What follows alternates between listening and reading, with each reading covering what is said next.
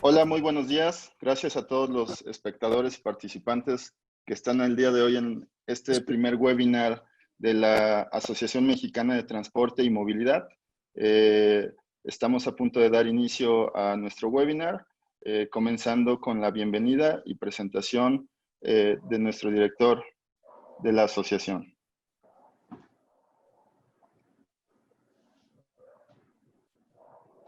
Hola, Jesús, muy buen día. Bienvenido.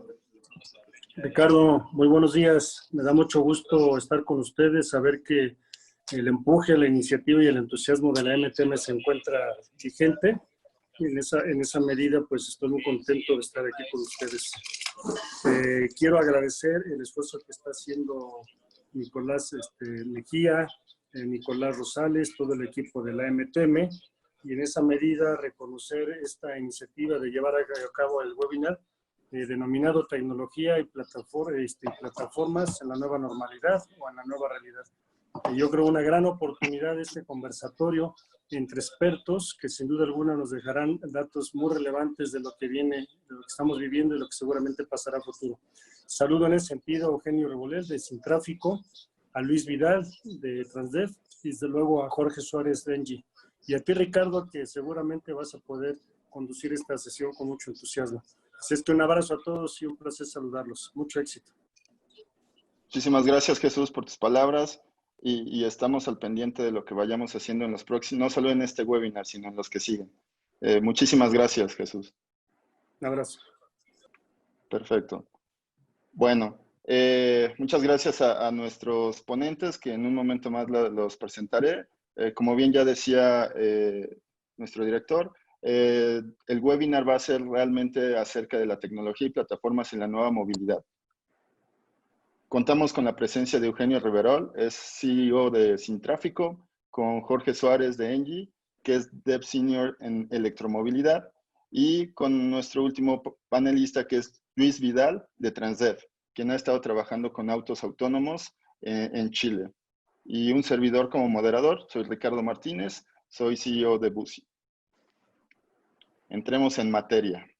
Bueno, para poner un poco de contexto a lo que vamos a platicar el día de hoy, les quería contar qué era la movilidad antes del COVID y qué es la movilidad ahora, ¿no? Creo que ya todos estamos muy conscientes que antes todo el mundo se juntaba, todo el mundo esperaba cualquier tipo de movilidad y hacíamos demasiadas aglomeraciones de personas. Hoy en día ya nadie quiere estar en esa situación, todo el mundo quiere estarse cuidando, debe estarse cuidando y por ende la movilidad tiene que cambiar. Esto hace que la forma de operar cualquier tipo de movilidad cambie, como por ejemplo en esta imagen, donde ya la sana distancia es más que una realidad, ¿no? Donde ya un vehículo que antes podía recibir a 200 pasajeros, tiene que recibir menos de la mitad para tener esta sana distancia, ¿no? Y eso pasa no solamente en el transporte masivo, sino también en tipos de plataforma como ride-hailing, entre otros.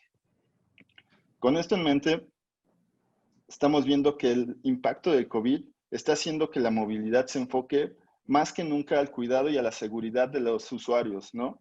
Por ello, necesitamos cambiar mucho la mentalidad en cuanto a las tecnologías y plataformas que hoy ocupamos para poder utilizar cualquier tipo de movilidad. Y es por ello que hemos invitado expertos en la materia que nos van a contar desde sus trincheras cómo están atacando con tecnología o con plataformas este apartado de la movilidad enfocado en el COVID, ¿vale? Un ejemplo muy rápido. Hoy en día vemos que la tecnología debe ser una aliada para esta movilidad, para cualquier tipo de movilidad, porque necesitamos apoyo al pasajero, necesitamos incertidumbre a la espera de dónde viene nuestra unidad, por qué ya se tardó, para poder no hacer estas filas interminables que anteriormente se hacían, ¿no? Necesitamos tener tipos de pago sin contacto, por ejemplo, porque hoy en día el efectivo es uno de los principales factores de riesgo en transporte. Necesitamos retroalimentación del servicio para ir mejorando lo más rápido posible la calidad de cualquiera de los servicios y también la flexibilidad de que esto pueda operar en cualquier tipo de flota y esquemas. Esto es algo que, por ejemplo, nosotros hacemos dentro de Bussi, como un ejemplo. Y bueno, creemos que la clave de todo esto hoy en día es la adopción. Lo que nos está dejando hoy el COVID es que esta adopción de nuevas tecnologías y plataformas sea una realidad y sea una realidad que está siendo 1000 veces más rápido que lo que era antes de COVID, ¿vale? Y bueno, esto sería un poquito el contexto de lo que queremos comenzar a hablar ya con nuestros expertos. A todos nuestros espectadores les pedimos que si tienen alguna duda o pregunta, lo pongan en la sección de preguntas y respuestas y al final vamos a ir contestando cada una de ellas en este mismo escenario. Y bueno, como siguiente esquema, les cedo la palabra a Eugenio Riverol para que nos cuente un poco desde su trinchera cómo ha atacado y cómo la tecnología que hoy en día está produciendo está ayudando a esta movilidad. Hola Eugenio, bienvenido. Muchas gracias, Ricardo, y muchas gracias a Jesús y a la MTM, como siempre, por su invitación. Y como bien decías, Ricardo, pues estamos ante un cambio muy interesante de los hábitos de todas las personas, de las ciudades. No es un cambio pasajero, no es un momento del tiempo que vaya a terminar. Esto en realidad está moldeando muchísimos comportamientos que inclusive se mantendrán así durante muchos meses, quizás algunos ya para siempre. Y el objetivo justo de estos breves minutos que tomaré para mi presentación, pues es platicarles qué hemos hecho nosotros, ¿no? En Sin Tráfico y para las personas que no tengo el gusto de conocer, Sin Tráfico es una plataforma de Big Data de movilidad. Lo que hacemos es recolectar datos a gran escala de vehículos conectados, de sensores en las calles, de teléfonos inteligentes. Tenemos equipos operativos que levantan y captan datos en tiempo real.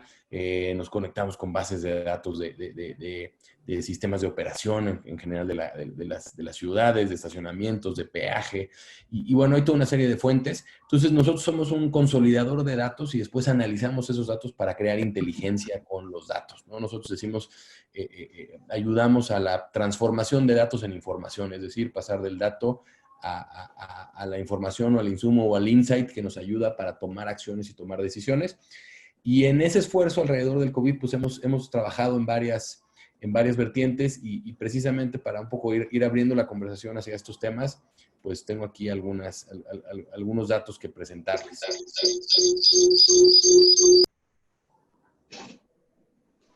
Entonces, adelante. Compartiré aquí pantalla y... Perfecto. Ya estamos viendo tu pantalla. Excelente. Excelente. A lo largo de este proceso, entender la movilidad de las personas, tanto para las estrategias de control de la pandemia como de estrategia en general para la reactivación económica, entender la movilidad es un factor crítico, ¿no? Y la movilidad es uno de los drivers principales para la propagación de los contagios o para el control de los contagios.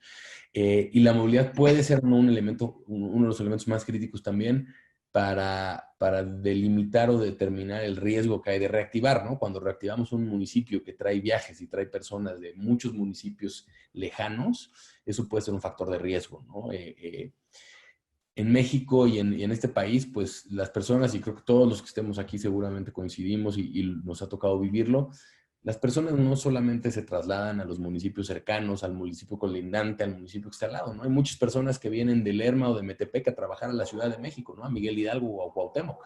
Y estamos hablando de que se cruzan 2, 3 o 4 municipios en ese camino, ¿no? Entonces, como Sin Tráfico, como plataforma de Big Data de movilidad, a lo largo de todo el proceso de la pandemia hemos estado trabajando muy de cerca con el Consejo de Salubridad General, con las instituciones de salud pública, IMSS, ISSSTE, INSABI. Hemos estado trabajando de la mano de FunSalud, la Fundación Mexicana para la Salud, que es una de los mayores impulsores de habilitar a las cooperaciones público-privadas, midiendo cómo nos estamos moviendo, ¿no? Y justamente lo que les quiero compartir acá es un snapshot rápido y breve de qué hemos visto y dónde estamos, ¿no?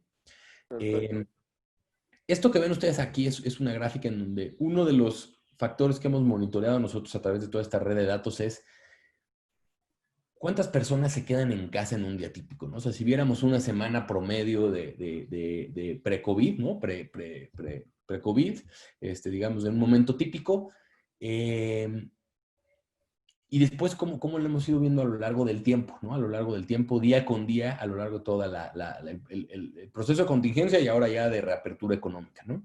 Entonces, esta gráfica que ven ustedes, en el eje de las X tienen las fechas, o sea, tenemos ahí cada bolita que ven dentro de esa serie es un día, y en el eje de las Y, o sea, digamos hacia arriba, lo que vemos es qué porcentaje de la población a nivel nacional detectamos que se quedó en su casa.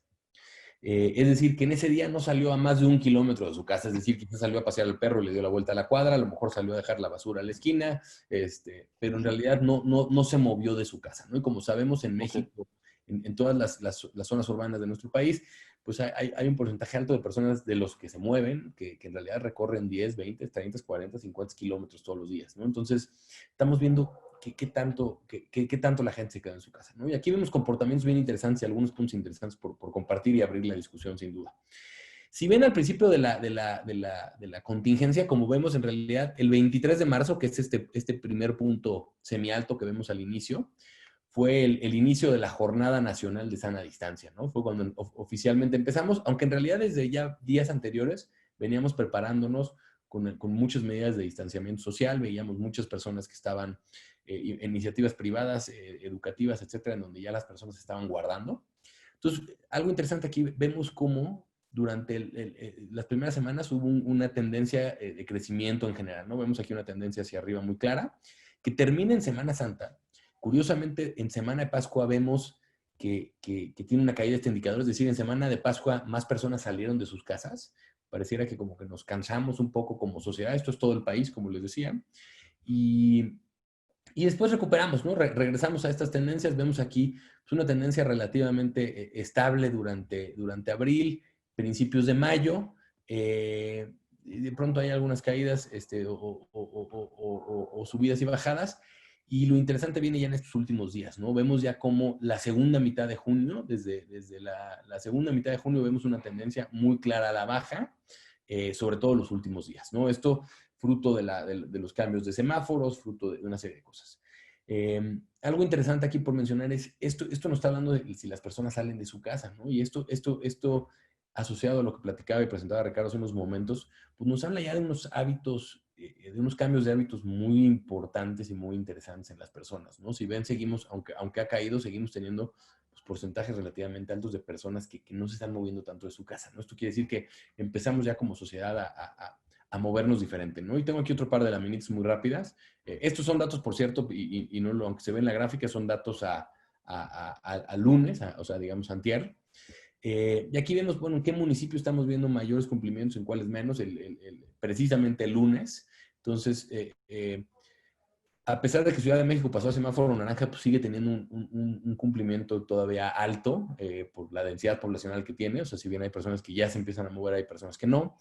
Y vemos municipios en donde, pues sí, todavía digamos, el impacto ha sido menor, ¿no? Tlaxcala, Colima, Zacatecas, Querétaro y Nayarit, pues en estos últimos días no han tenido un cambio, digamos, tan drástico, e inclusive a nivel municipal, ¿no? Y vemos, digo, Mexicali, por ejemplo, Orizaba, Coyoacán en Ciudad de México, Benito Juárez en Ciudad de México, como municipios que tuvieron pues, altos porcentajes de población que se quedaban en casa, y municipios pequeños, que justamente también lo mencionaba Ricardo hace un momento, en donde hay una serie de circunstancias que no a todos le permiten mantenerse en su casa, desde actividades económicas hasta una serie de requerimientos o de naturalezas, y vemos ahí municipios también en donde pues, la población no se ha podido quedar en casa de esa manera, ¿no? E insisto, estos son a días recientes, esta es información del lunes 29 de junio.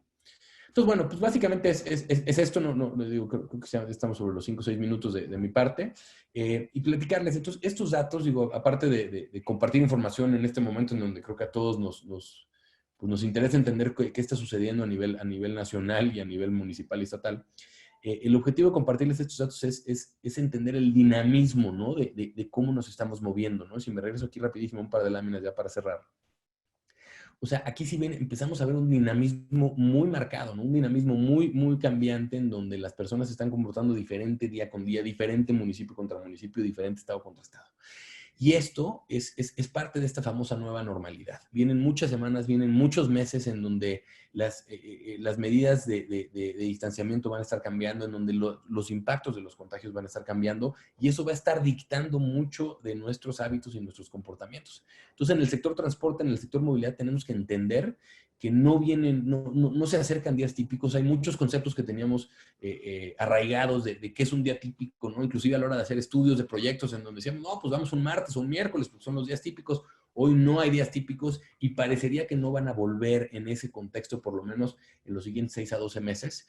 Y entonces hay que empezar a identificar cómo transformamos esto en oportunidades, ¿no? Para todos los negocios, para todas las compañías, para todas las organizaciones, y cómo atendemos esta nueva demanda y estas nuevas necesidades, ¿no? Y las personas tienen necesidades diferentes y necesidades muy cambiantes, ¿no? Y ya lo mencionaba Ricardo ahí con Busy, pues Busy está justamente evolucionando y a ir entendiendo dinámicamente esta demanda de personas, de movimientos. Y bueno, es parte creo que de la conversación justamente de cómo la tecnología y las tecnologías nos van a poder ayudar a enfrentar a esta nueva normalidad.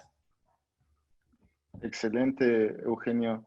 No, pues creo que no hay mejor comienzo que con datos, ¿no? Creo que esto nos deja más que claro el cómo estamos cambiando realmente la forma de movernos, y esto pues nos pone en un papel donde, y bueno, con esos datos, ¿qué vamos a hacer, no? Como bien mencionas, en Busy estamos buscando la mejor manera de mover a las personas, pero yo creo que no somos los únicos, ¿no? Como tal, Engie, por ejemplo, está Transdev también haciendo bastantes pilotos, viendo lo que puede servir en un futuro cercano y que ahora va a estar más empujado por este cambio, ¿no? Entonces, yo creo que estamos en el mejor momento para la adopción, como bien lo decía antes, y creo que ahí es un punto focal para ir viendo en un futuro cercano, ya no es tan lejano, qué es lo que va a suceder, ¿no? Entonces yo creo que es muy bueno esto que nos presentas. Muchísimas gracias. Ahorita le voy a dar paso a Jorge para que nos muestre sus slides y nos platique un poquito, ya con este contexto,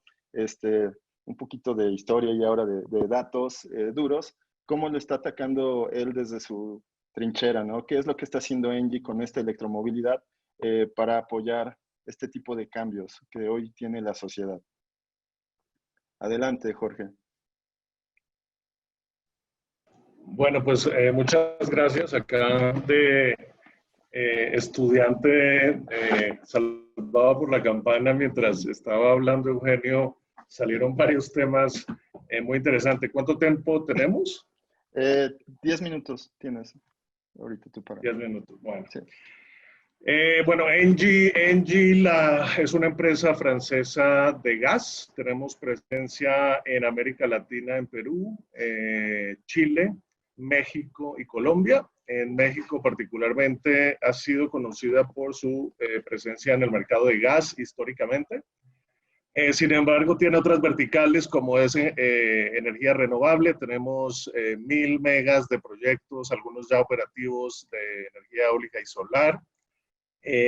Trabajamos también todo el tema de paneles solares sobre techo y tenemos un área de soluciones de clientes o soluciones energéticas. Yo coordino en México el tema de electromovilidad, particularmente en las aplicaciones. Tenemos también eficiencia energética, un tema más de edificios e industrias. Y pues, ¿cuál es nuestra misión? Yo he trabajado en la industria de transporte ya como 16 años o más. En México llevo 12 años y yo lo que he visto, y simplemente esto explica un poco el cambio, yo estuve mucho tiempo en una automotriz, ¿no? Y hace 10 años el tema era los BRTs, ¿no? Y esto ha ido evolucionando hacia una visión mucho más holística de movilidad. Y la pregunta es, ¿qué hace una empresa energética en el área de movilidad? Bueno, pues, lo más importante es la migración hacia vehículos eléctricos, y esto está dado por pues, muchas razones, ¿no? En el contexto mexicano, todo el tema de calidad del aire, y que es un tema que está en la agenda pública hace mucho, pero que con los riesgos sanitarios que hemos visto, hay varios paneles de datos que evidencian, sobre todo en Estados Unidos, en ciudades con mayor contaminación había más vulnerabilidad a COVID. Entonces, digamos que esto acelera algunas tendencias. O por lo menos presenta de una forma muy cruda cuáles son esos riesgos sanitarios, ¿no? Cuando nos exponemos por tanto tiempo a contaminación, pues generamos riesgos en caso de situaciones inesperadas o cisnes negros, como les llaman, como el COVID. Entonces, pues todo el tema del tránsito a la electromovilidad no es un cambio que venga solo, ¿no? Viene de la mano de otras dos tendencias, digitalización, que la presenta muy bien Eugenio, la importancia de los datos en tiempo real, pero también el tema de automatización. Con esto no me refiero a vehículos autónomos, sino mucha automatización de procesos, pero también parcialmente de los vehículos. ¿Qué hace Engie? Les voy a compartir una pantalla. Acá hice mi tarea, último minuto, y les voy a presentar qué estamos haciendo y hacia dónde vamos. ¿Cuál es nuestro objetivo en participar en electromovilidad? Bueno, pues obviamente pasar a vehículos eléctricos. Y esto tiene la dificultad de, siempre decimos que pasar a electromovilidad no es simplemente comprar un vehículo, implica un cambio del modelo de negocio. Estamos pasando a vehículos que cuestan entre un 50 y más del 100% más que un vehículo a combustión interna. Sin embargo, tiene ahorros significativos dependiendo del segmento en costo energético, ¿no? Como desde el 60% en flotas de taxis o en flotas de reparto de mercancías urbanos, 85% de reducción de costo energético. Entonces, digamos, eso muestra algunos segmentos que son muy interesantes, pero el tema no solo es un tema económico, es un tema que nosotros llamamos la necesidad de un ecosistema. Ese ecosistema está descansando o está definido por 4 pilares. Uno son los vehículos, el otro es la infraestructura, el otro es el financiamiento y el último sería la digitalización. Si no tenemos todos estos 4 elementos, hay una implementación fallida. ¿Cuál es lo que estamos haciendo? Precisamente ayudar, trabajando con fabricantes para aumentar la disponibilidad de vehículos eléctricos, que en algunos segmentos no es tan alta. 2, generar infraestructura de recarga. 3, la digitalización de la experiencia, porque de alguna forma hay que acceder a cargadores y pagar, y entonces tenemos una app que estamos por sacar para recarga en nuestros puntos públicos que empezamos a inaugurar. Y el financiamiento también, Engie, las empresas eléctricas, lo que han hecho por mucho tiempo es financiar activos de largo plazo, plantas eléctricas. En este caso estamos, como se ha visto acá, vemos un caso de Chile, que tuvimos el caso de 100 buses eléctricos, los primeros de su tipo en México, y estamos trabajando en diferentes proyectos en México en ese sentido. O sea, sí estamos haciendo como una solución integrada que combina la infraestructura, los vehículos eléctricos, la energía limpia.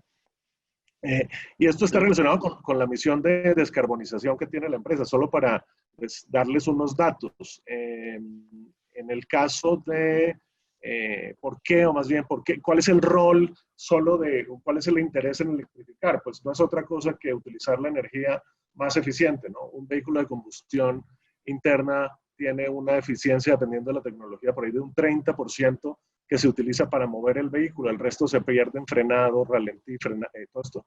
Y los eléctricos son 3 veces más eficientes. Quiere decir que una unidad de energía, al ser eléctrica, se consume 3 veces más eficiente cuando esa energía es utilizada en electricidad. ¿Sí? Es decir, la misma energía utilizada en un vehículo de combustión interna anda un tercio de lo que anda en distancia un eléctrico. Digamos que esa sería otra forma de verlo. Y otra cosa es que a nivel de las ciudades el transporte tiene una participación muy importante en el uso de energía. En la Ciudad de México, según estadísticas de la SEDEMA, 60% del consumo de energía corresponde a transporte, y esto es porque ¿qué es una ciudad? Es un conjunto de personas, un conjunto de empresas que se mueven de un lado al otro, intercambian trabajo, bienes y servicios, eso a nivel económico, y eso obviamente se traduce en viajes. Y eso sí que se ven los datos que ahorita les comentaba Eugenio. En la medida que nos movemos menos, la economía anda menos, porque el transporte simplemente posibilita un montón de actividades económicas, trabajar, estudiar, salir de ocio, etcétera, ¿no? Cuando nos cierran la llave de los usos de suelo, restaurantes, oficinas, pues obviamente van a caer nuestros movimientos y parcialmente en la actividad económica.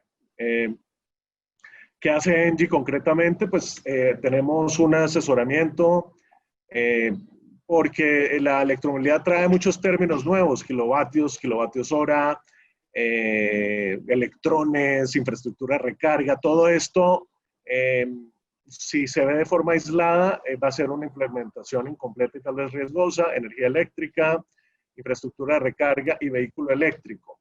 Uno de los cambios más importantes es que en electromovilidad, por ejemplo, el esquema de combustión interna es súper flexible. Un vehículo a diésel, pues casi que cómpralo y lo pones a operar. En el caso de electromovilidad debe haber una secuencia ordenada y concatenada de varios aspectos. Entender las operaciones, donde se identifica la carga, la capacidad de pasajeros, el kilometraje, el volumen, si estamos hablando de mercancía, horarios de servicio y cuál es el polígono geográfico. Luego, con base en eso, se define un vehículo que cumple con esa especificación. Definimos necesidades de energía y esa energía tenemos que traducirla en una infraestructura.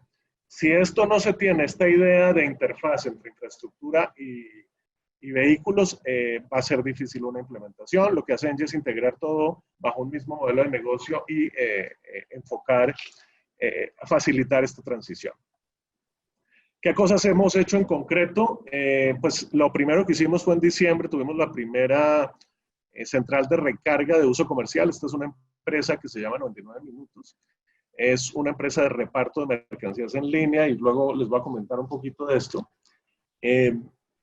Donde ellos necesitaban una solución fuera de su instalación. Entonces hicimos una central de recarga en un estacionamiento público y ellos dejan sus camionetas ahí, por la noche se resguardan, se alimentan de energía y el cliente simplemente paga un uso de esa estación, el derecho de uso a ese lugar, pero también a llenar su batería.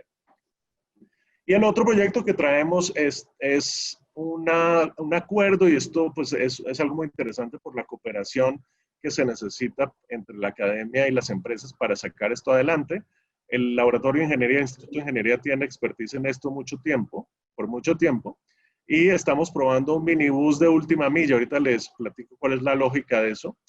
Y este es un minibús de 6 metros con una capacidad de 22 pasajeros.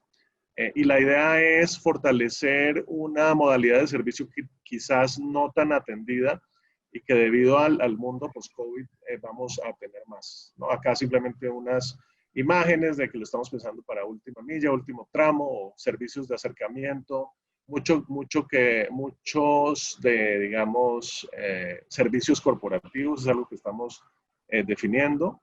Y acá podemos ver la instalación de recarga. El bus es un bus de piso bajo completo, pero tiene 6 metros y puertas tipo metro. Entonces estamos experimentando mucho esto. Y acá algunas características técnicas. Ok. No sé cómo estoy de tiempo para continuar, pero digo, no quiero robar el tiempo 2 minutos. ¿Cuánto? 2 minutitos. 2 minutos. minutos. 2 minutos. Perfecto. Sí. Entonces, bueno, ¿cuál es la lógica de trabajar en estas cosas? Pues, aparte de que somos muy curiosos y aparte de que Engie nos permite trabajar estos modelos de negocio, no, yo creo que en la era del COVID se rompen, o post-COVID, se rompen algunos paradigmas. Es que el transporte público tenía que ser incómodo. Pues siempre se definen estas densidades altísimas y digamos que la incomodidad era parte de la experiencia de andar en transporte público. Y bueno, hay memes sobre esto, ¿no? De la grado de congestión, todo esto. Y resulta que cuando se amenaza nuestra salud, pues tenemos que pensar en estas cosas de forma diferente.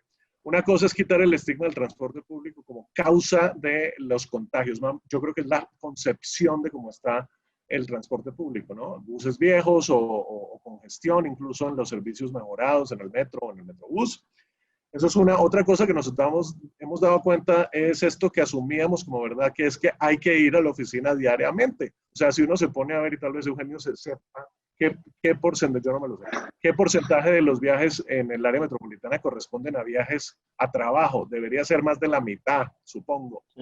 Entonces, cuando tú quitas esa modalidad, pues estás quitando un montón de vehículos en la calle. Entonces, esto afecta el mercado inmobiliario. Si vemos, estuve en un seminario de los mercados inmobiliarios por industria, por torres de oficinas, y el mercado por mucho más afectado fue oficinas. porque además muchas empresas, esto digamos, si la causa fue el COVID, luego les muestra algo de, ¿son necesarias las oficinas? Entonces, y en la casa nos decimos, es necesario ir a la oficina a diario cuando trabajo más. Hay otros temas de socialización, pues es otra historia. Pero digamos, la causa más fuerte es viajar. Y creo que en un entorno relativamente corto, en un radio de distancia corto, hemos experimentado que en un radio, y están hablando esto de las ciudades de 15 minutos, podemos cubrir esas necesidades. Entonces, pero no hay servicios de radiales.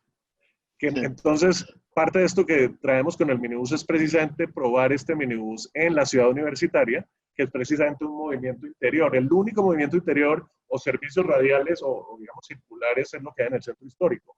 Pero normalmente los servicios se conciben como largas distancias. Tenemos que pensar, esto cambia el número, digamos, el tipo de vehículo, el confort, queremos que sea más silencioso, que no tenga emisiones, porque además no queremos contaminar. Yo creo que eso abre muchas cosas y más allá de la tecnología que seguramente van a hablar nuestros amigos de Transdev. Y otra cosa que yo he visto es el auge, y no solamente del transporte al trabajo, sino el e-commerce fue acelerado obligado por el hecho de no salir. Entonces hay gente que tal vez no compraba en línea porque le daba miedo poner la tarjeta de crédito, pues ahora le tocó. Entonces, sí. Esto acelera, claro, unos movimientos. Yo he hablado con gente que tiene, por ejemplo, el súper en línea justo, nos contaron que 500% de incremento en servicio. Nuestro cliente 99 minutos, del cual les hablé, 50%, pero esto además cambia la configuración del espacio.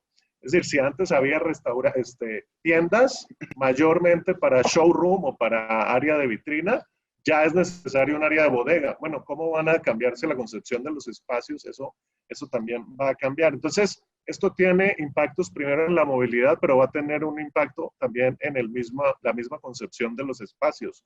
¿Tenemos suficientes espacios verdes? ¿Tenemos suficientes parques? Esas eran preguntas como que, bueno, pues sí, no hay parques, pues ni modo, ¿no? Lo que se ha visto es que hay una inequidad también fuerte en el impacto que tiene de las personas que podemos trabajar en la casa y la gente que se tiene que salir a ganar la vida en la calle, que además tiene más riesgos porque interactúa con más gente durante el día. Entonces, Sí. Yo creo que este debate de cómo hacer más amigable la vida en la ciudad, empezando por dejar de circular, menos contaminación, y luego ese impacto sobre el espacio o el diseño del espacio, yo creo que son temas importantes que van a venir. Perfecto. No, pues creo que concuerdo mucho contigo, Jorge, hilando mucho la parte de lo que ya habló Eugenio y ahorita tú estás viendo mucho el tema de cómo ayudarnos a respirar mejor, ¿no? Que hoy en día eso es clave y es tan importante en esta etapa post-COVID. Muchísimas gracias. Yo creo que esto apenas está comenzando. Creo que estas pruebas que estás haciendo con la UNAM pueden dejar muchísima información de cómo nos movemos en esa última milla y dónde podría sí tener un impacto mayor, ¿no? Creo que y ahí luego les amplío qué hemos visto nosotros de la última milla, que es muy interesante, y también estamos cooperando con una startup, porque nuestro negocio es realmente electrificación, pero si no transformamos la experiencia del usuario, el cambio queda incompleto. Sí, no, claro que estaremos al pendiente en ello y muchísimas gracias, Jorge. Le damos ahorita paso al buen Luis Vidal de Chile, ahorita que está en Transdev. Hola Luis, muy buenos días. Muchas gracias por estar con nosotros. ¿Nos podrías contar desde tu perspectiva qué es lo que estás desempeñando actualmente en la movilidad y cómo está influyendo la tecnología en lo que estás haciendo, por favor? Sí, claro. Yo soy Luis Vidal, soy Head of Strategy para Transdev.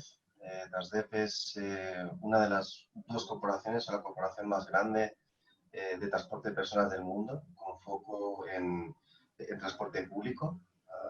Movemos más de 2 billones de personas al año y estamos presentes en 18 países del mundo. Y en América Latina tenemos presencia en Chile y en Colombia a través de los sistemas de transporte público de Bogotá y de Santiago de Chile, aparte de otras operaciones en temas del sector privado. Dentro de mi función como objeto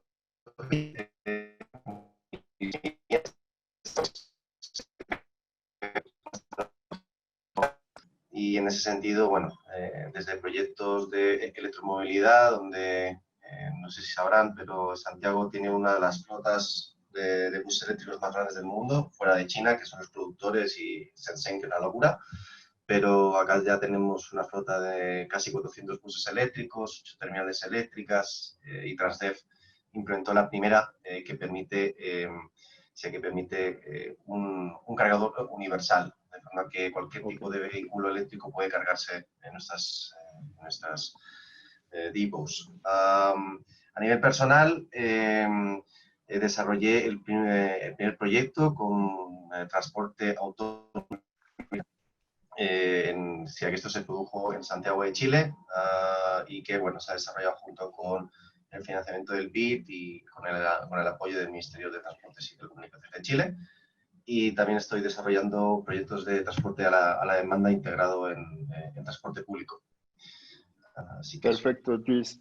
¿Nos podrías contar un poco más? Sé que traes ahí una presentación en cuanto al tema de autónomos. Yo creo que va muy de la mano de lo que hemos venido platicando, para ayudar a este tema de post-COVID. Claro sí. que sí. Adelante. ¿Deberías estar viendo mi pantalla o no? Ya se está viendo. ¿Se ve? Sí. Perfecto. Muy bien. Bueno, pues sí, hoy dentro de mis funciones voy a explicar el proyecto que desarrollamos y estamos desarrollando en América Latina, el primer hub de los americanos.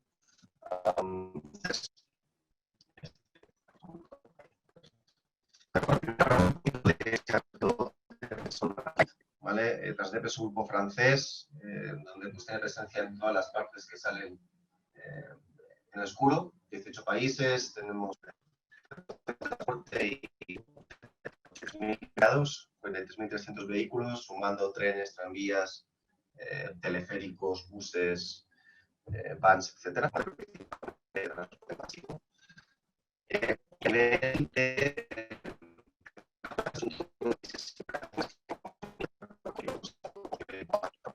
Para aquellos que no son entendidos en el campo, los vehículos autónomos nivel 4 son aquellos que no tienen ni conductor, ni pedales, ni volante, ¿vale? Si se mueven totalmente solos, pero por trayectos definidos, ¿vale? Por lo tanto, pueden interactuar con el entorno, pero por zonas que ya tienen memorizadas.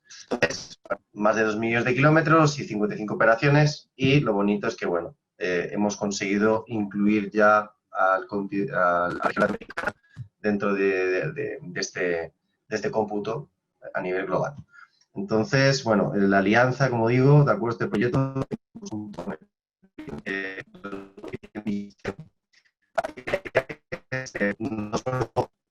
Hola, Luis. ¿Sí? Perdóname que te interrumpa, es que te estás perdiendo un poquito. No sé si puedas quitar tu video. Creo que ya se quitó, sí, para mejorar tu conexión, porque creo que estaban teniendo problemas para escucharte. Listo, creo que ya mejoró la conexión. Ya te escuchamos. Hola. ¿Sí? Bueno, Sí, voy para atrás. perfecto. Bueno, pues lo que decía es que, bueno, básicamente aquí, ¿vale? O sea, Transdev es muy grande, ¿de acuerdo? Somos muy buenos, estamos en muchos sitios, tenemos muchos buses y muchos trenes y muchos tranvías, ¿vale? Y que, bueno, esto es toda la operación que hemos tenido dentro de la región, o sea, dentro de todo el mundo, en tema de vehículos autónomos, en Europa, Australia, Norteamérica y ahora también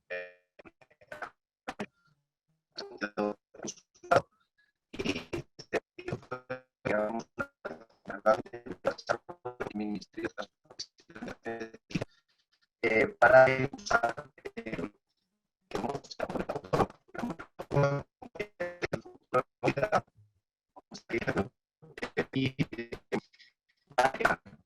y cuando llegue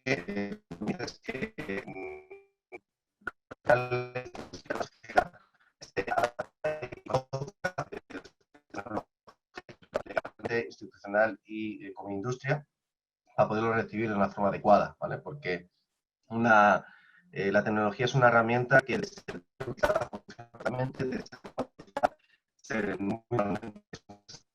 entonces, en este caso, es uno de nuestros objetivos, ¿no? O sea, verlo como un aporte potencial muy importante. Entonces, este proyecto se basó... Ahí. Disculpen. Entonces, este proyecto se basó en 3 fases. La primera fase fue realizar una operación de 3 meses en Santiago de Chile, y ahora estamos en la siguiente, ¿vale? Que es un Open Challenge para emprendedores de América Latina, ¿vale? Donde tenemos un financiamiento y donde lo que estamos intentando hacer es activar una nueva industria en la región para desarrollar herramientas y soluciones en torno a la movilidad autónoma. Entonces, respecto al tema del piloto, en el Parque O'Higgins, ¿vale? Un resumen visual un poquito de lo que sería. Lo interesante de este proyecto es que fue una solución de movilidad 100%. O sea, fue una solución que conectaba una estación de metro, me acuerdo que la estación Parque O'Higgins, con la piscina olímpica temperada nacional, que es la piscina olímpica de la ciudad, ¿vale? Donde no tenía un servicio de transporte porque está dentro de un parque y porque además es una zona de uso mixto, ¿vale? Por lo tanto hay peatones, bicicletas, vehículos, hay de todo. Entonces, como entenderéis, si a los riesgos asociados a un servicio ahí dentro, pues no daban. Entonces, con el vehículo autónomo, eso se garantiza una seguridad de 100%. Y lo que damos fue un servicio con 3 paraderos, una longitud de 1 kilómetro, con velocidad comercial de 11 kilómetros por hora, que parece que es poco, pero cuando vas dentro de una caja donde no hay conductor, es mucho. Y luego reducimos un tiempo de caminata de unos 15 minutos a 4 minutos. ¿Vale? Aquí en Santiago, en los veranos, que fue cuando se realizó el proyecto, normalmente tienen temperaturas de mínimo de 35 grados. Entonces, las señoras de tercera edad, así que hicimos un impacto muy interesante en la comunidad. No sé por qué pasa tan lento ahí. Entonces, al final, para preparar el setup con formación de personal más implementación, fueron 2 semanas, unos meses, y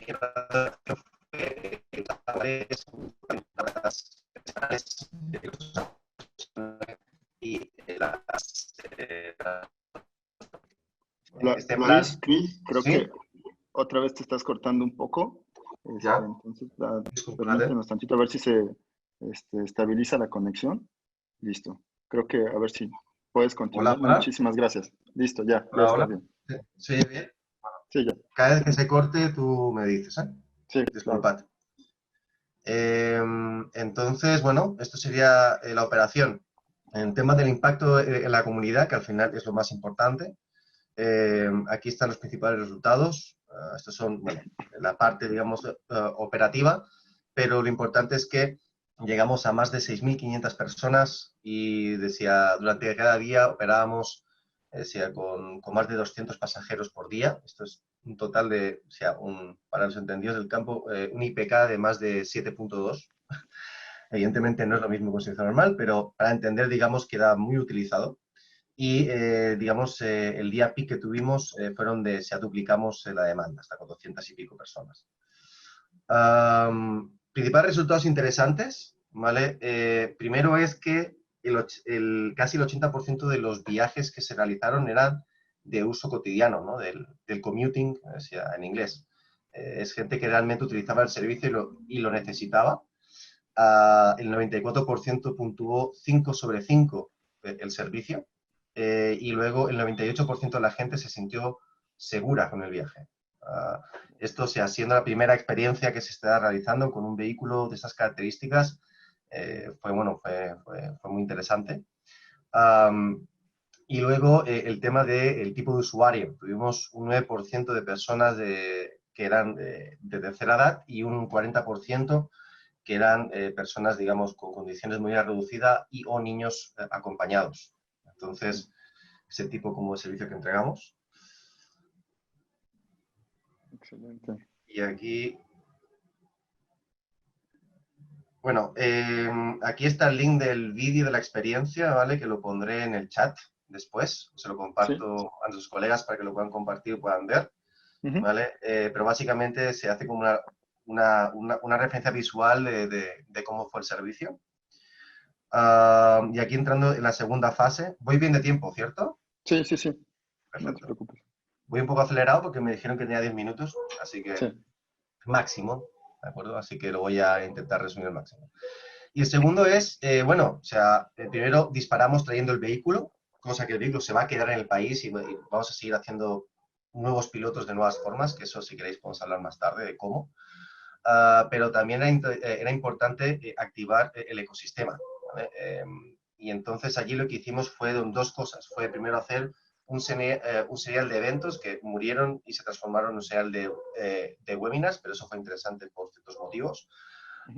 Donde lo que hacemos es traer expertos mundiales respecto al tema de la movilidad autónoma, pero también abrir un Open Challenge para emprendedores de toda América Latina para desarrollar nuevas soluciones para necesidades específicas para la movilidad autónoma para América Latina, después de la experiencia que hemos tenido con este vehículo,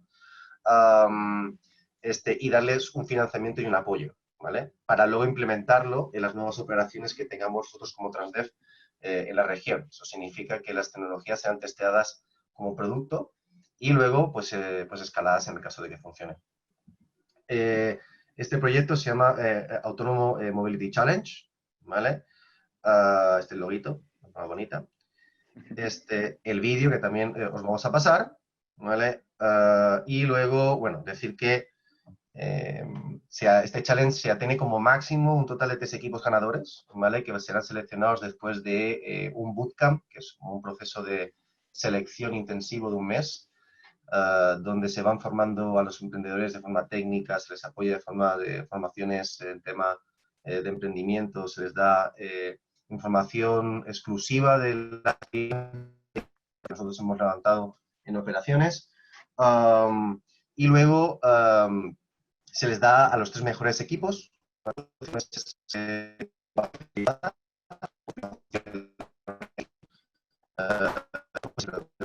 como hemos dicho. Y respecto a los webinars, que son públicos y gratuitos y están en la página web para que podáis acceder a ellos y escucharlos, y si hay los nuevos que hay, de hecho hoy por la tarde hay uno respecto a la industria de los seguros y cómo les impactará el tema de la autonomía, ¿vale? Que sería a las 3:30. Tenemos pues gente de muy alto nivel, son 10 webinars, son casi 25 speakers de 15 entidades, de entidades reconocidas, como el BID, pero también TUDELF, World Economic Forum, MIT, Ecomotion, Israel, University of Texas, Aegis, Transdev, Blusura, etcétera, ¿vale? Entonces, digamos que es de interés, espero, para la comunidad. Y eso es. Muy rápido, ¿eh? Excelente, Luis. No, pues la realidad es que también tiene mucho que ver con lo que hemos estado platicando. Tú ya estás piloteando ya el tema autónomo, donde también estás resolviendo de cierta forma el tema de última milla, ¿no? Bajo este contexto del piloto que nos mostraste en el parque allá en Chile. Sí. Pues yo creo que esto es una realidad, ya tiene que estar operando más que nada en las principales ciudades de toda América Latina. Creemos que esto ya debería de estar ahí. Para ti ahorita, para ponernos más en contexto, bajo esto que has estado realizando, ¿cuál es ese futuro cercano que tú ves en lo que estás haciendo Sí, con mira, los autónomos? Los vehículos autónomos hoy, ¿vale? En general, tienen algo bueno y algo malo. O sea, lo bueno es que efectivamente es una realidad a nivel tecnológico. Tú puedes aplicar segura en ciertos entornos, en ciertas condiciones relativamente bastante abiertas. Es decir, las próximas operaciones que vamos a tener van a ser operaciones en vía pública. Y luego las aplicaciones que hoy veo más cercanas es en aquellas operaciones o en aquellos entornos donde la seguridad, ¿de acuerdo?, sea la prioridad 1, 2, 3 y 4. Me explico. Un vehículo autónomo es como un puercoespín, ¿vale?, de rayos de luz que impactan a distancias de 100 metros cualquier objeto que esté y entienden perfectamente qué es lo que está ocurriendo, ¿vale? Entonces eso significa que tenemos un camaleón con los ojos que va dando vueltas todo el tiempo y que cualquier cosa que no sea lo que ya tiene definido en sus mapas va viendo, y va parametrizando y entendiendo cómo tiene que interactuar con él. Eso habla directamente muy bien con entornos donde se suelen generar grandes peligros o tiene que haber gran seguridad. Centrales en zonas, digamos, de uso mixto como aquí. O sea, en el caso de Santiago era muy interesante uno de los paraderos principales porque está literalmente al lado de un parque de recreo de niños pequeños, o sea, con los columpios y esas cosas, ¿vale? Entonces, poner un bus con un conductor ahí al lado, o sea, eriza los vellos corporales a cualquier ser humano con un poco de sentimientos, pero con un vehículo autónomo es súper seguro. Y en ese sentido, para distancias, como he dicho, de alta seguridad, con necesidades, digamos, de que suelen haber muertos cada año o que tienen que, digamos, estar en contextos donde hay personas con vulnerabilidades o patrones de movilidad o de comportamiento difíciles, son... Ok, creo que perdimos un poco la conexión Otra vez, de- mierda. Sí, ya estuvo. Listo, ya creo que ya. Ahora Perdonad. sí. Eso sí lo escuchamos. Listo. No, muchísimas gracias, Luis. Interesantísimo los pilotos que has logrado en Chile y veo que esto tiene mucho por dar en los próximos meses. Estaremos también muy al pendiente con lo que estés realizando este, allá en Chile con Transdev. Ya, Muchísimas gracias, Luis. entonces, Excelente. Bueno, creo que vamos bien en tiempo. Pasamos a la sesión de preguntas y respuestas. Aquí me gustaría mucho iniciar con una pregunta que es focal para estar hablando entre todos. Quien la quiera contestar de los panelistas, adelante. Y si lo quieren contestar los tres, también está excelente. Eh, ya tenemos actualmente la problemática de post-COVID, ¿no? Ya está. Y también tenemos todas estas soluciones de datos, de electromovilidad, de autónomos. ¿Qué se necesita realmente hoy para detonar más rápidamente estos cambios en su punto de vista?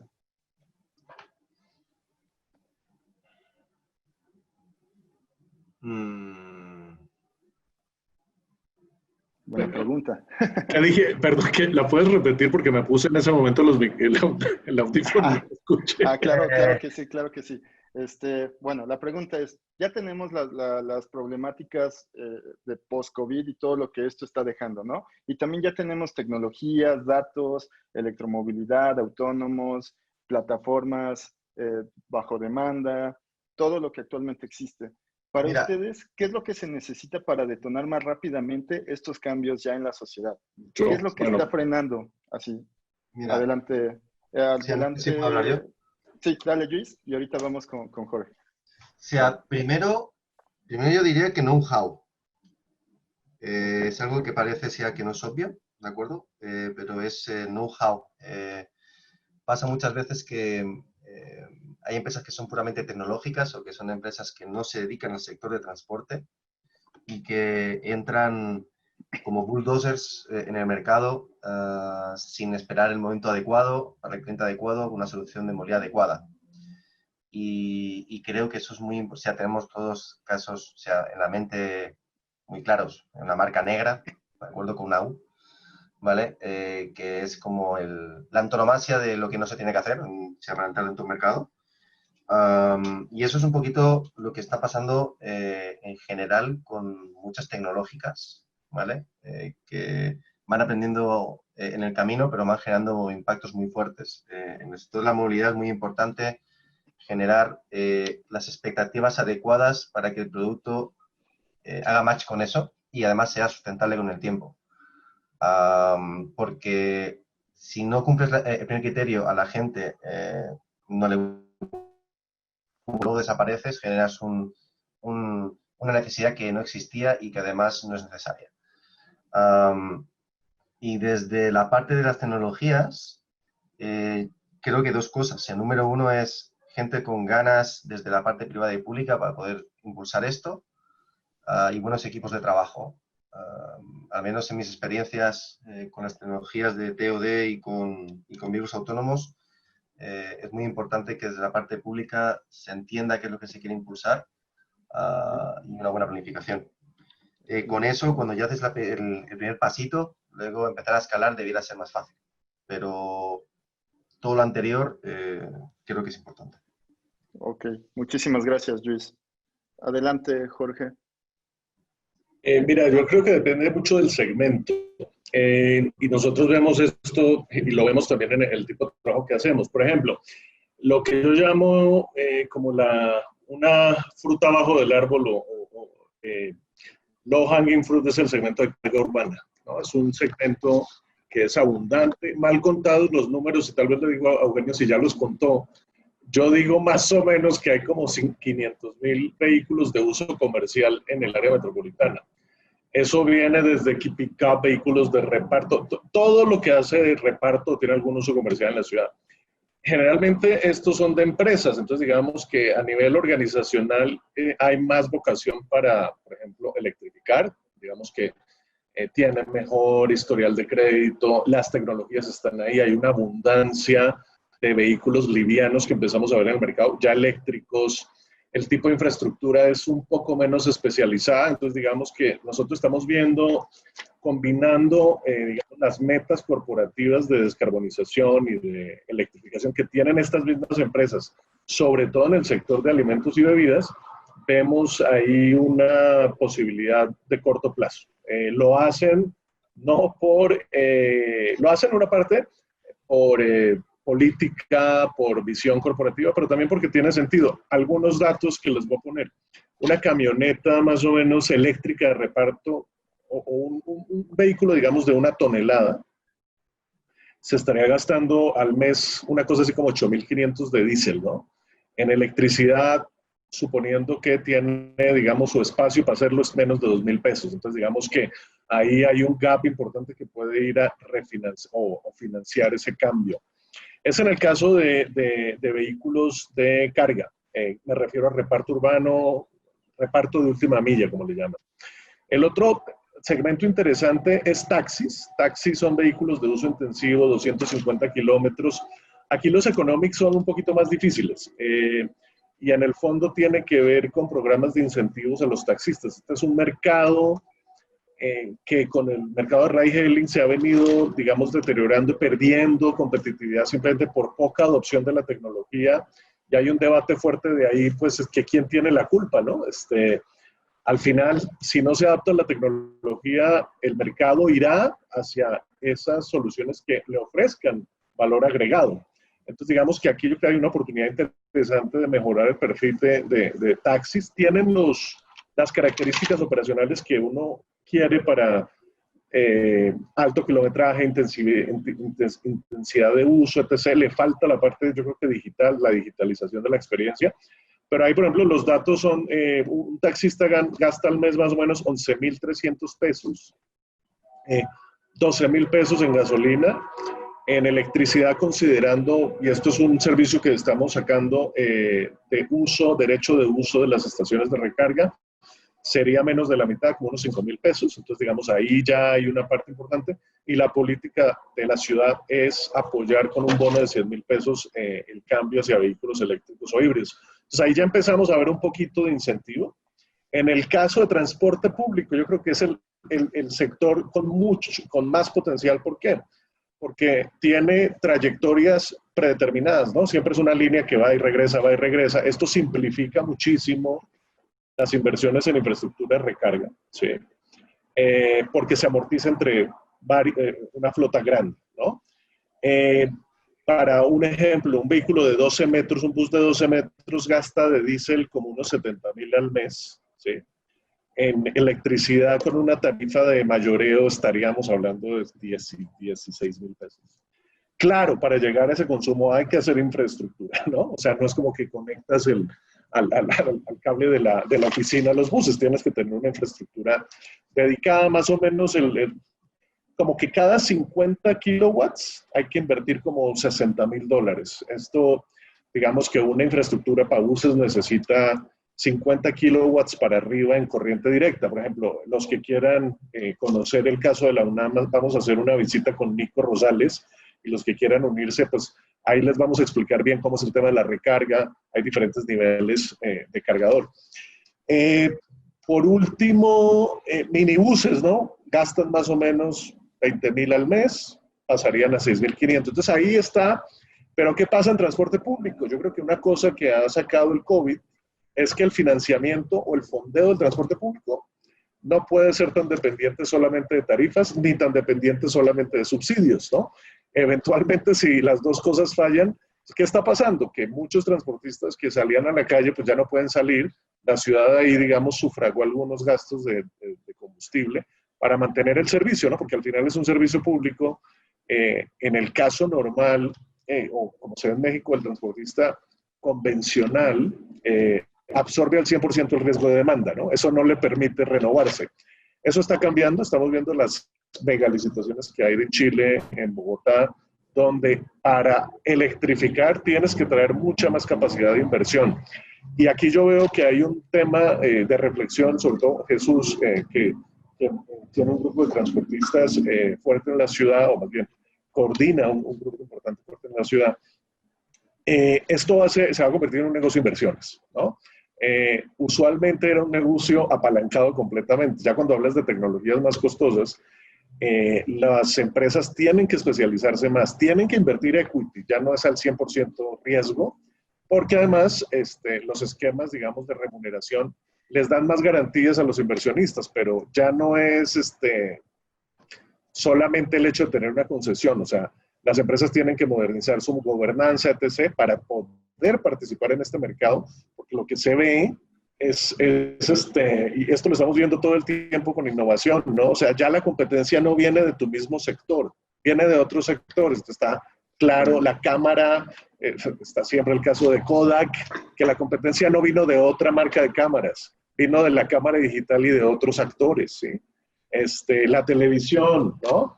Ya no es otro canal el que compite, sino el streaming, ¿no? Y acá van a ser jugadores digitales que tienen dinero o de energía, y el transporte pues siempre se ha quedado un poco con la operación se vuelve una actividad un poquito genérica. Entonces, yo creo que acá tiene que haber una transformación empresarial endógena o exógena, o sea, o le cambias o te cambian a la fuerza.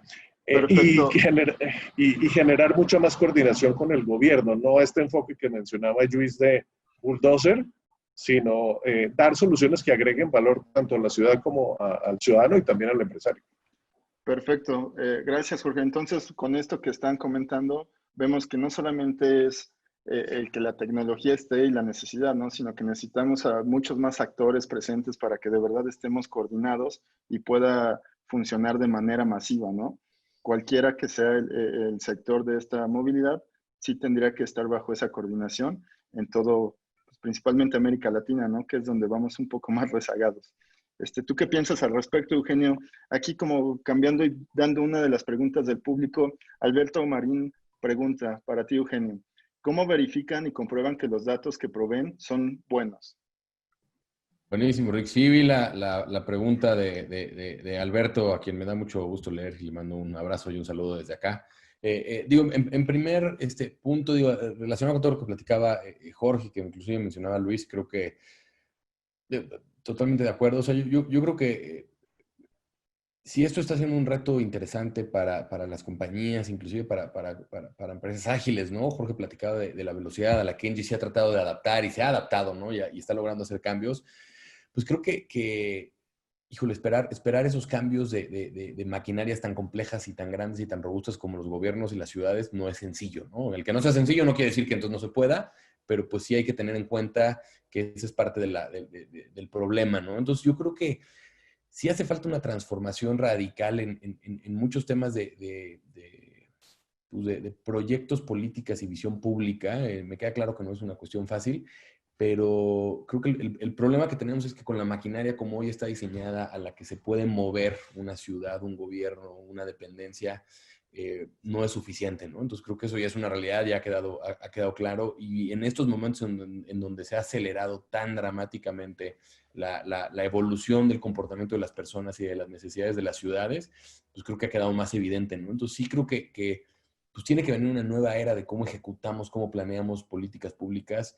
Y hoy la noticia positiva en ese sentido es que las tecnologías hoy ahí están, ¿no? O sea, hoy uno de los grandes problemas que tenían las políticas públicas hace algunos años es que pues era muy complicado medir, ¿no? Entonces era muy complicado ejecutar un proyecto, definir una política, hacer una prueba de concepto, incluso una prueba piloto de un nuevo proyecto, de una nueva metodología, de una nueva política pública.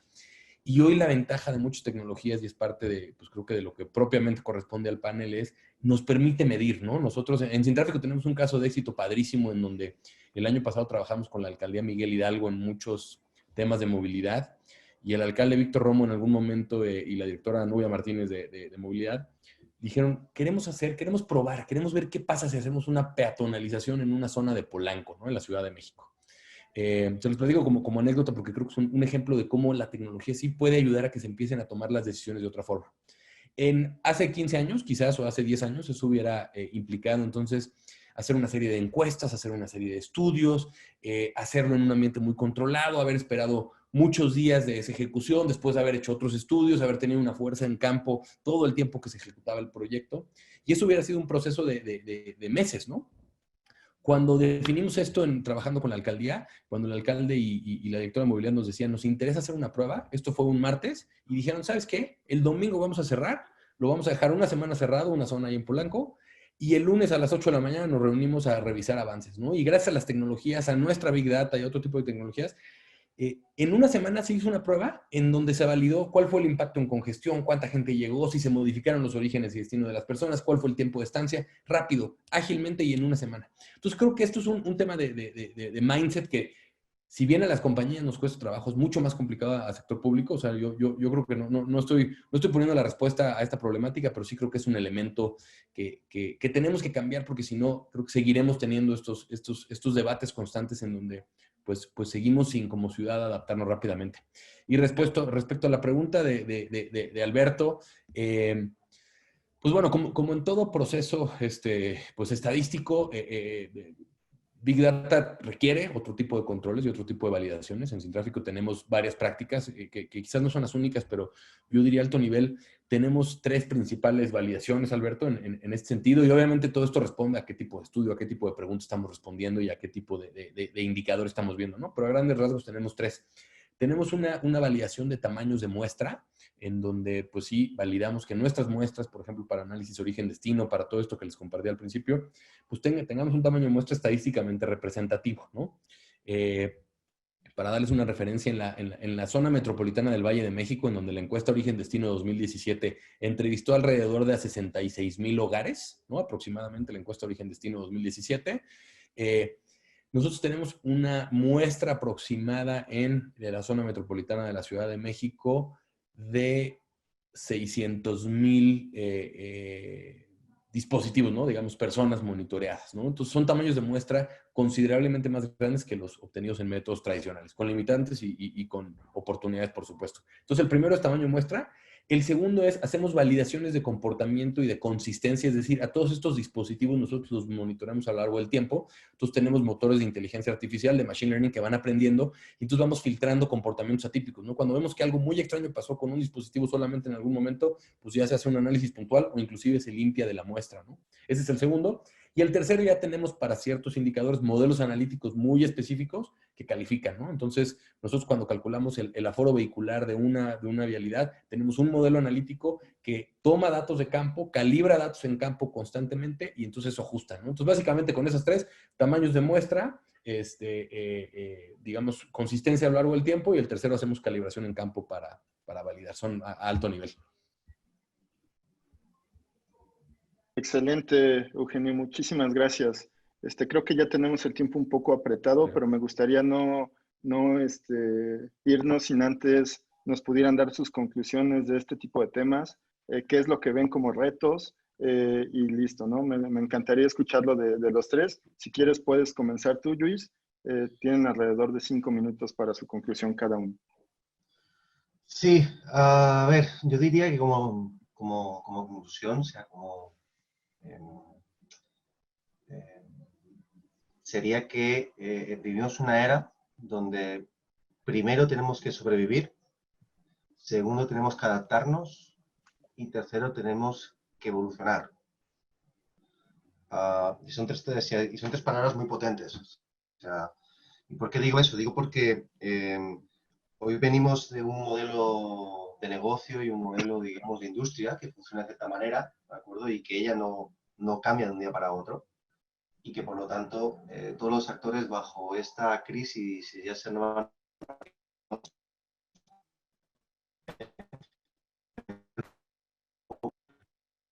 Estás cortando un poquito, Luis. Otra vez. A ver, Listo, ya. muchísimos. Creo que ya quedó. Ya. Entonces, bueno, lo que comentaba, que a todos los actores de la movilidad tenemos que ser conscientes de que tenemos que sobrevivir y que eso tiene. La movilidad es un derecho fundamental y que es una utilidad fundamental de las ciudades. Como comentaba Jorge, o sea, cae la actividad económica y que muy a pesar nuestro, en la región donde estamos hay mucha población que necesita vivir del día a día y por lo tanto, bueno, pues necesita de los servicios de movilidad. Tenemos que adaptarnos porque lo que se viene no es halagüeño. Lo que se viene parece que es un boom del uso del vehículo privado y parece que al menos donde yo estoy, no por ahora no se han tomado las medidas adecuadas para habilitar el espacio público para los modos más óptimos del espacio-tiempo en la ciudad, es decir, mover más personas en menos tiempo de una forma segura. Eso es, pues, todo en bicicleta, transporte público. Y que sumando las medidas de distanciamiento social más este boom que caiga estrepitosamente del transporte público, va a poner, yo creo que en peores condiciones a las personas que menos tienen y va a empeorar posibles rebrotes que puedan surgir, ¿no? Y por lo tanto, esa adaptabilidad tiene que venir por parte de la operación, digamos, soluciones que sean más óptimas, que utilicen mejor sus flotas, que den una buena distanciamiento social, donde implementen tecnologías que les permitan pues, poder reservar asientos, que les permitan poder adaptar su oferta a la demanda específica para que la gente esté el mínimo posible en la calle, etcétera. Pero también tiene que haber, digamos, una reacción pública pues, para permitir aumentar las velocidades de operación, ¿vale? Porque con eso ustedes saben pues, que la cantidad de vehículos pues, por minuto o sea, aumentan. Por lo tanto, podemos recuperar esa capacidad que se va a perder de transporte de personas. Y luego adaptarnos, evolucionar, porque esta nueva normalidad yo creo que va a acelerar los cambios que vienen. O sea, el tema de la electromovilidad claramente ya está aquí, ¿vale? Y eso tiene ciertos cambios, o sea, como comentaba Jorge, toda la parte de financiamiento, toda la parte, digamos, de la provisión de flota, la operación, las cantidades ya de vehículos, incluso sea que se tienen que proveer como servicio más, son diferentes, es otro tipo de industria, es otro tipo de negocio, y tienen que evolucionar. Y también la sociedad. No sé cuánto va a impactar el tema del teletrabajo. Yo sí he estado haciendo un estudio, yo a nivel personal, respecto de esto hace unas semanas. Los únicos que han tenido una pequeña estimación al respecto es la gente de Barcelona, que están hablando de un 5 y un 10% digamos, de usuarios habituales del transporte cotidiano. El otro día la señora ministra, bien cierto, que es que tiene miedo de que la gente se dé cuenta que puede trabajar desde casa y que por lo tanto se puede ir a vivir más lejos y a vivir de servicios de transporte, con lo que el city spreading va a ser aún más grande y entonces sí, la movilidad va a ser aún más insostenible. Y cosas de ese estilo. Okay. Lo que yo quería como cerrar como último punto es remarcar el tema de la importancia de la relación entre todos los actores y generar equipos de trabajo reactivos, eficientes y pensando en el bien de todos. Parece que si estoy diciendo una perogrullada, pero no se imagina lo difícil que es generar eso. y cuando se forman se crean ciclos virtuosos en los cuales se pueden impulsar muchas cosas. Así que ahora, en estos momentos de tensión y de necesidad, digamos, de una mejor sociedad, espero que eso se produzca. Perfecto. Pues muchísimas gracias, Luis. Creo que sí, concordamos bastante con lo que dices. Si no nos ponemos de acuerdo entre todos, esto no va a poder ser posible, ¿no? Entonces, creo que por ahí es uno de los principales caminos a abordar en un corto tiempo. Le cedo la palabra a Jorge Suárez para que nos dé sus conclusiones. Igual tienes 5 minutos, por favor. Muchísimas gracias, Luis. Entonces, Bueno, este tema es muy interesante y yo quería resaltar algo que no tocamos y es ya pensando, pues hablamos mucho del COVID, pero bueno, ¿cómo vamos a salir y cuáles los nuevos retos económicos, ¿no? Yo creo que México, resolviendo un tema muy concreto, actualmente nosotros estamos buscando diferentes proveedores de vehículos eléctricos y sí, claramente hay una importancia o una preponderancia de los vehículos desarrollados en China, ¿no? Eso, en lugar de verlo como una amenaza, tenemos que empezar a ver qué es lo que puede hacer México. México tiene una cadena automotriz súper importante, coches ligeros, mucho de exportación, y es un debate que yo creo que hay que dar. La cadena de valor, principalmente en vehículos eléctricos, está en minería, en ensamblaje de baterías,